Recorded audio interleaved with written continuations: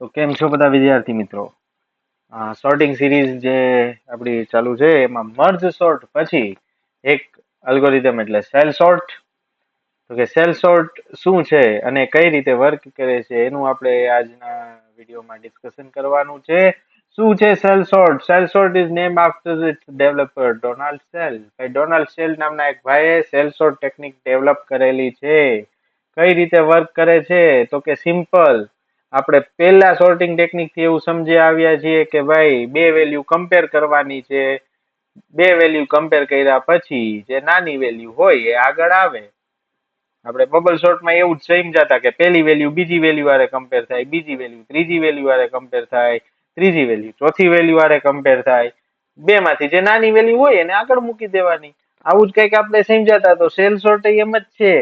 બે value compare કરાવીને જે નાની વેલ્યુ હોય એને આગળ મૂકી દેવાની છે. પણ એક નાનો એવો ડિફરન્સ છે ભાઈ સેલ સોર્ટમાં. શું છે ડિફરન્સ?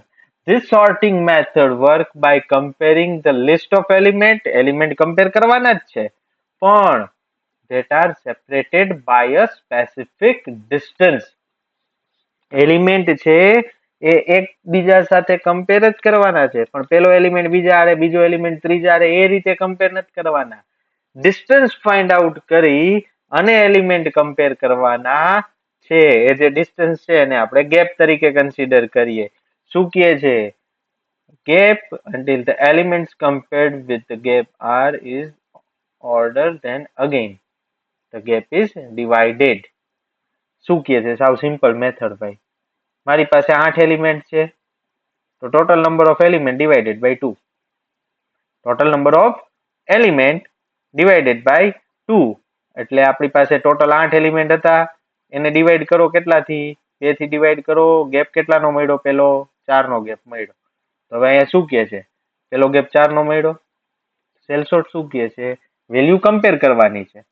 આપણે સમજાતા એ જ, નાની વેલ્યુ હોય એ આગળ મૂકી દેવાની છે, પણ એક ગેપ સાથે. તો ફર્સ્ટ ગેપ તમારો જે ફાઇન્ડ આઉટ થશે એ ફર્સ્ટ ગેપ કઈ રીતે ફાઇન્ડ આઉટ થશે? તો કે total number of element divide by 2. એટલે આપણે આ એક્ઝામ્પલ જે લીધેલું છે એ પ્રમાણે જોઈએ તો મારી પાસે 8 એલિમેન્ટ છે. તો મારો first gap find out, first gap એટલે ફર્સ્ટ ઇટરેશન નો જે ગેપ ફાઇન્ડ આઉટ થશે એ કઈ રીતે થશે? તો કે 8 ડિવાઈડ બાય 2. મને મળ્યા 4. એનો મતલબ મારા એલિમેન્ટ જે કમ્પેર થશે એ 4 ના ગ્રુપમાં કમ્પેર થશે. 4 ના ગ્રુપમાં એટલે પેલા એલિમેન્ટ પછી સીધા ચોથા એલિમેન્ટ ઉપર જમ્પ માર દેવાનું અને પેલાનું ચોથાનું કમ્પેરિઝન કરાવવાનું. 4 નો ગેપ એટલે બીજું કઈ નથી, પેલાનું અને ચોથાનું કમ્પેરિઝન કરાવવાનું. આ રીતે મળે. ઓમાં આપણે પેલા ને બીજાનું કમ્પેરિઝન કરાવતા હતા. આમાં ગેપ મળ્યો છે તો ગેપ વાઇઝ કમ્પેરિઝન કરાવો ભાઈ. પછી તો કે એક આખું કમ્પેરિઝન પૂરું થઈ ગયું, એક આખી સાયકલ પૂરી થઈ ગઈ. પછી સાયકલ પૂરી થઈ ગઈ એટલે એક લૂપ પૂરું થઈ ગયું.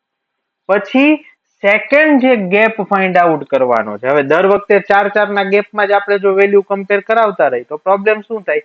એક વખત વેલ્યુ સોર્ટિંગ થઈ જાય પછી તો કે એકય વખત પછી સોર્ટિંગ થશે નહીં, કારણ કે ગેપ 4 નો જ છે. તો આપણે ગેપ ઘટાડતો જવાનો છે. મેઇન વસ્તુ આ જ છે. શું કરવાનું છે? ગેપ તમારો ઘટાડતો જવાનો છે. તો ફર્સ્ટ ઇટરેશન વખતે ગેપ તમને જે મળે છે એ છે total number of element divide by 2. Second iteration વખતે તમને જે ગેપ મળે છે એ તમારો ગેપ ચેન્જ થઈ જશે. જો શું કહે છે? ફર્સ્ટ ગેપ કઈ રીતે મળ્યો? n ડિવાઈડ બાય 2 એટલે 8 ડિવાઈડ બાય 2 આપણને મળ્યા 4. એનો મતલબ first element will be compared with fifth element, second element will be compared with sixth element. આ રીતે કમ્પેરિઝન થાય. બરોબર?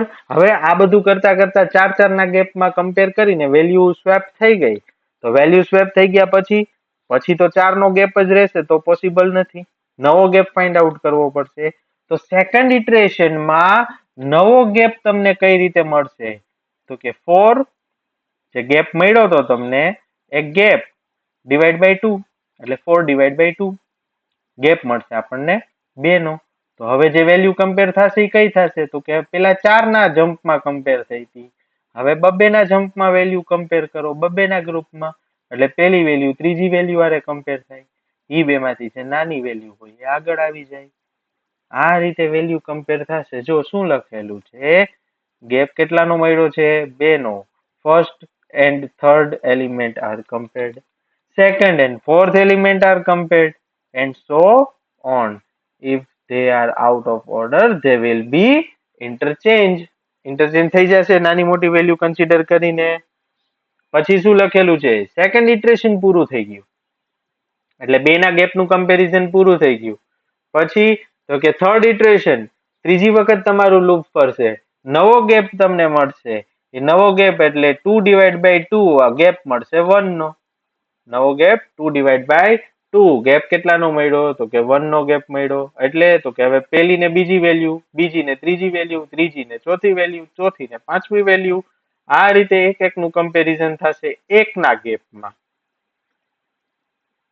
આ રીતે એક એક નું કમ્પેરિઝન થશે એકના ગેપમાં.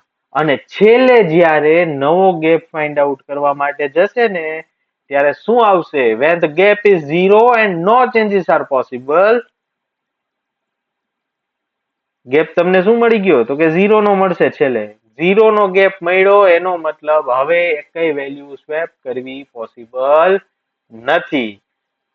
આ રીતે સેલ સોર્ટ વર્ક કરે છે. વેલ્યુ સ્વેપ જ થાય છે, પણ એક પર્ટિક્યુલર ડિસ્ટન્સમાં.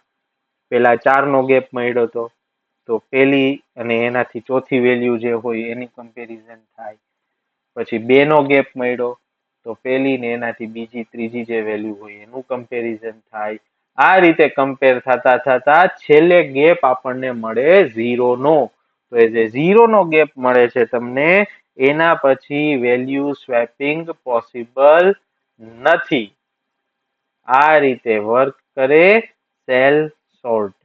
અગેન ગેપ કઈ રીતે ફાઇન્ડ આઉટ કરવાનો? તો કે ફર્સ્ટ ટાઈમ જ્યારે આપણે ગેપ ફાઇન્ડ આઉટ કરતા હોઈએ ત્યારે total number of element divide by 2 કરવાનું છે.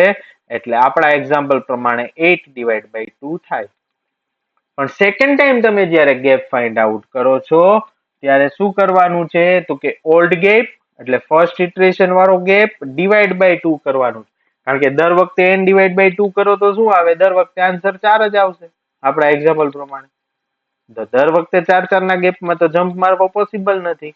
તો ગેપ આપણે ઘટાડતો જવો પડે. ગેપ ઘટાડવા માટે total number of element divide by 2 પહેલી વખત તમે જ્યારે કરો ત્યારે.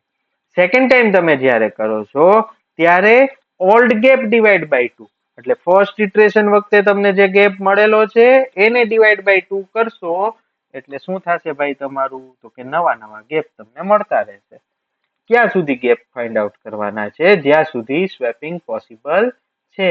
અને સ્વેપિંગ આખું થઈ જશે એટલે ગેપ તમારો ને મસ્ત 0 નો થઈ જશે. ને એ ગેપ 0 નો થઈ ગયો એટલે તો કે હવે ભાઈ સ્વેપિંગ પોસિબલ નથી. તો મિત્રો આ છે સેલ સોર્ટ. આ રીતે સેલ સોર્ટ ટેકનિક તમારી વર્ક કરે છે. Hope you guys like the video. Please like, share and subscribe.